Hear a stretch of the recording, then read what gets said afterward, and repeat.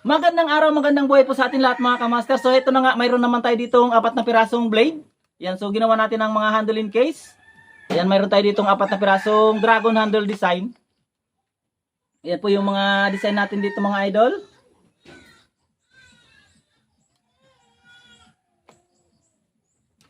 Ayan, so bali ginamit nga pala natin na kahoy dito mga kamaster ay Nara wood. Yung ginamit natin na handling case. Ayan, so lahat po yan Nara. Ayan, so shout out sa Master Marvin Abion. Ito na po ang iyong pinagawa. Tapos na po, pwede nyo na pong pick upin dito sa aking mountain shop. So ipasilip po muna sa inyo mga kamaster. Isa-isa yung mga blade natin. Ayan, so ito nga pala ay hindi sa atin yung blade nito mga kamaster. Bali hindi po akong gumawa. Bali kay Master Marvin po yung blade. Bali ako lang po ang gumawa ng handling case. Ayan, so ipasilip sa inyo mga kamaster. Isa-isa yung ginawa natin. Ayan po yung isang kutsilyo na ginawa natin mga kamaster. Nasa 11 inches yung blade nito. Ayan po yung design. Ayan, plain lang po yung likod. Ayan, bali nakarimatsi po siya sa aluminum yung ating scabbard. At stainless po yung linagay natin dito na, ayan, tikala kung tawagin dito sa amin sa Bicol. Ayan, yung ring. Ayan. Ayan po yung ating ginawang puluhan na dragon.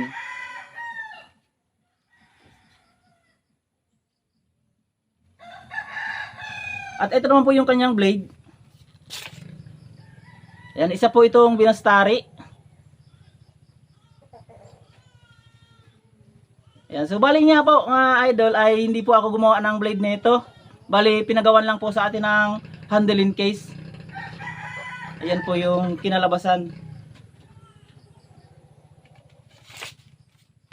Ayan, so fit na fit po yung ating ayan, blade sa kanyang scabbard. Hindi basta-basta mahuhulog. Ayan, so ito yung isa sa ating mga ginawa mga idol. At ito rin yung isa. Ayan, so medyo mahaba po ito. Ito po ay nasa 12 inches yung kanyang blade. Ayan din po yung design ng ating puluhan. Dragon. At yan ang po nung kanyang scabbard. So magkaparehas lang po yung scabbard nito at yung puluhan. Ayan, so magkapareho po ayan mga idol. Ayan, so ito po ay pang pang kanan, pero sa video po natin ay parang pang kaliwa. Kaya may magko-comment naman po diyan ba't daw puro pang kaliwa yung ating gawa. Ayan, pang kanan po ito mga idol. Bali naka front cam po kaya ako, kaya medyo baliktad po tingnan dyan sa screen.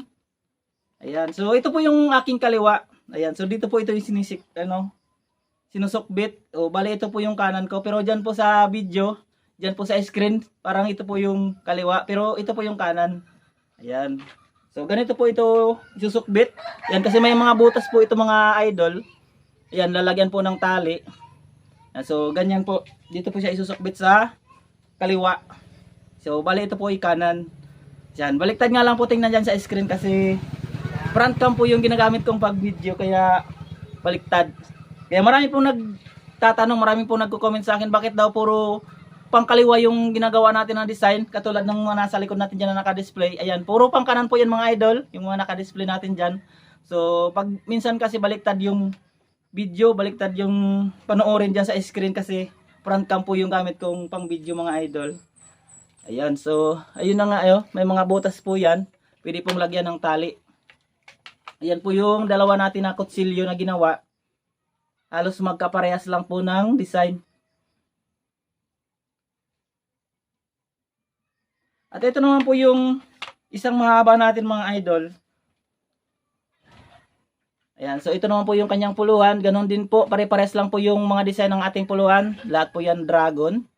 At ito naman po yung kanyang scabbard. Ayan, so magkaiba naman po yung design ng kanyang scabbard kumpara dito sa ating kutsilyo. Ayan, dito sa baba. Pero dito sa taas mga ka-idol, parehas lang. Pero dito sa parting baba, ayan, magkaiba na po. Ayan, so ito po ay may habang 18 inches yung kanyang blade. Ito po yung blade niya. Ayan, so ito po ay ginunting Bicol, kung tawagin dito sa amin mga idol. Ayan. Yan po yung kanyang blade, nasa 18 inches yung blade po. Yan, so ito yung blade niya, bali binapping na rin po ito natin mga idol.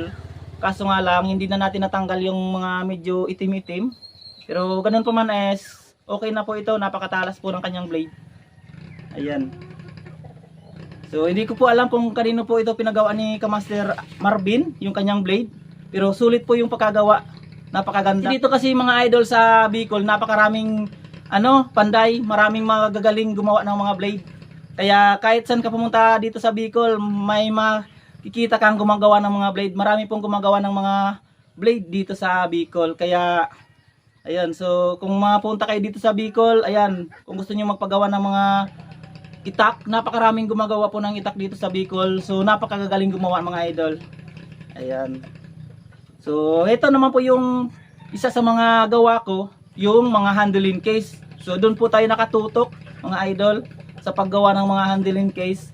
Kaya pag may pumupunta dito sa akin na magpapagawa ng mga blade, ayan, so magpapapanday. So medyo hindi na po natin tinatanggap mga idol kasi tambak po yung mga ginagawa natin ng mga handling case, mga pinapagawa ng ating mga kamaster, at yung mga in-order sa atin ng ating mga kamaster din na sa ibang lugar. Ayan, so yun lang din po ang ginagawa ko mga idol. Kung sakaling may mga umorder po sa akin, doon lang po ako nagpapanday, doon lang po ako gumagawa ng mga blade. Kaya po sa mga kamaster natin na pumupunta dito sa akin na inihindihan ko po kasi may mga dalas po silang mga bakal, mga molye na papandayin. So pinapapunta ko na lang po sa ibang panday kasi hindi ko rin po kayang pagsabay-sabayin yung mga ginagawa natin mga idol. Kasi marami tayong mga ginagawang mga handling case, tambak po yung nagpapagawa ng mga handling case. Kaya ito, yung isa sa mga pinagawa ng ating mga kamaster. Ayan, so bali sinadya po tayo dito ni Kamaster Marvin Abion. Ayan, sinadya po yung ating siya para lang paggawa ng handling case yung kanyang blade. Ayan, so ito yung design na nagustuhan ni Kamaster Marvin. Mga dragon po yung mga puluhan. At ito naman po yung isa. Ayan, dragon design din po yung puluhan niya. So ganun din po ito, nasa 18 inches din po yung blade. Plain lang din po yung likod. So ito rin po yung kanyang blade. Ayan, so ganun din po, parehas lang po sila ginunting Bicol. Ayan, so ginunting Bicol po yung tawag dito sa amin.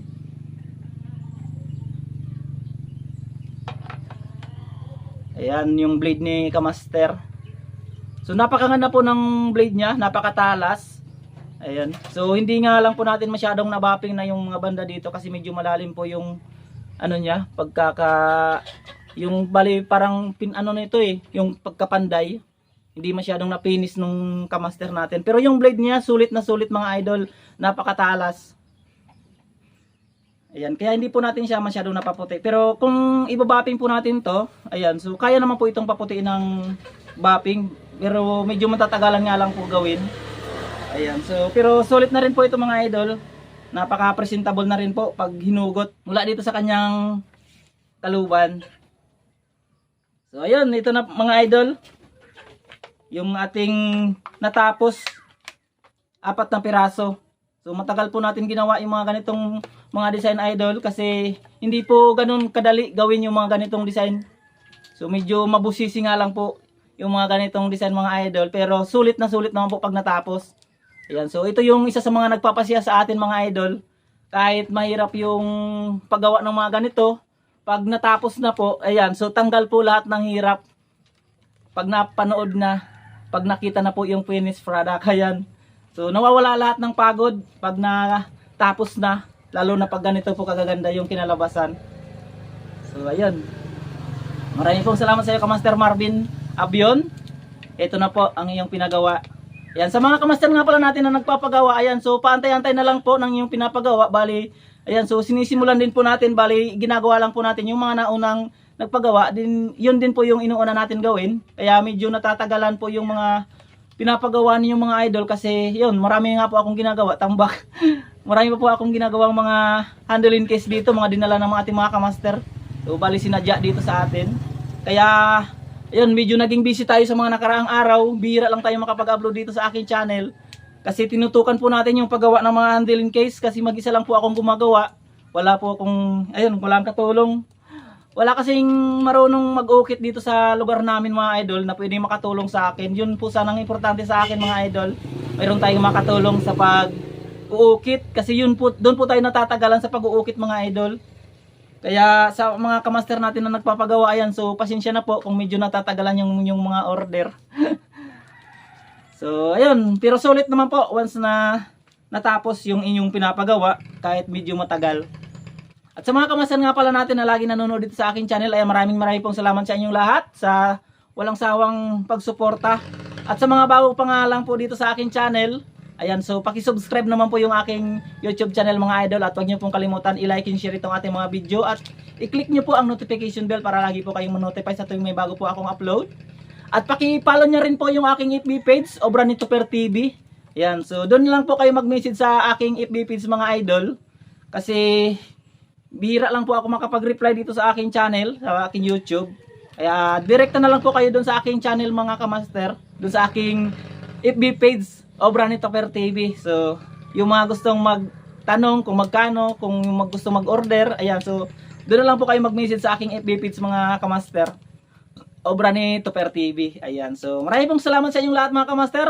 Magkita-kita lang ulit tayo sa mga susunod ko pang video. Hey kid, don't ever let them get inside your head.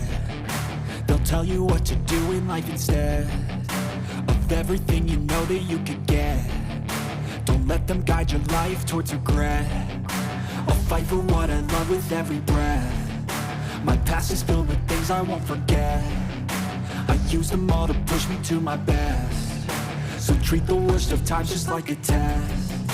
If only I could go back in time, I'd tell myself that everything will end up alright. Just push yourself, test yourself, figure out what you like, and find your limits, don't be rigid, always work towards a prime. Surround yourself with open minds, people can change your life. A few friends with intent can help you feel alive. Find a passion, take some action, and with a little time, just be patient, make a statement, try to enjoy your life. They'll try to kick you while you're down, they wanna rise up while you drown.